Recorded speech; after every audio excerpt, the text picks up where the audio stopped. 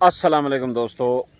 ये अज दा सूरज निकलदा पे अज दी महारे जुमेरात दी ते सारे तहसील जतोई दा एक नामवर बंदा, एक नामवर सियासतदान सरदार अल्लाह वसै खान लगारी अल मारूफ चुन्नू खान लगारी, जेड़े जो मुतअद्दिद बार जेड़े MPA बन चुके हैं, पार्लिमानी सैकटरी भी रहे हैं और उन्होंने वालिद साहब भी MPA रह गए, उन्होंने बेटा भी MPA रह गए।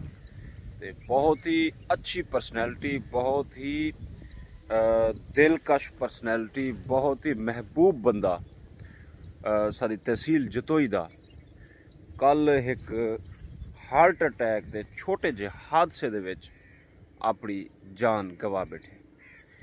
ये हादसा किवें पेश है कि जिस टाइम 2:14 के उत्ते इन्हां दी फैमिली जिहदे विच खुरम खान लगारी ते उन्हां दे चाचा ते सारे जेहड़े गेट टूगेदर करके ते मुल्तान इंटरनेशनल एयरपोर्ट तो रवाना करेंदे पे इन्हां को लंदन वास्ते। नाल एक दो दोस्त भी हैं।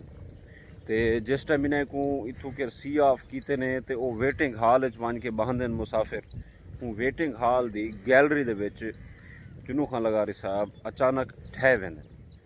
उन्हें ढावन के उत्ते जोड़े अमले वाले बंदे वो भज के आके उन्हें कुछ चेंदे। जिस टाइम उन्हें दी हालत दे दिन वो उस टाइम अल्लाह पाक के उत्ते कूच कर वेंदे होंदे, लेकिन उन्हें दे हार्ट पंपिंग की वेंदी है, उन्हें दी चेस्ट के उत्ते दबाए वेंदे। लेकिन अनफॉर्चुनेटली चुन्नू खान लगारी साहब उस टाइम उन्हें दी रूह परवाज कर चुकी होंदी है। उनके बाद जेड़ा है जतोई तहसील स्पेशली बेट मीर हज़ार यूनियन कौंसल जिले पता चलते तो वह एक पूरे शहर वास्ते एक बहुत बड़ा सदमा है, बहुत बड़ा। अज एक शख्सियत तो सादा शहर जोड़ा है महरूम थी गए।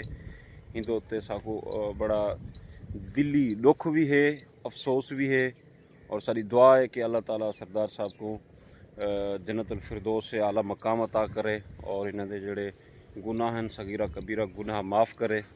तो ये अज बहुत बड़ा सानिया थी पे और इन्हों का नमाज जनाजा गालबन साकू जिमें इन्फॉर्मेशन मिली है कि अज डी 10 बजे जोड़ा है बेट मीर हज़ार हाई स्कूल पढ़ाया वास्ते।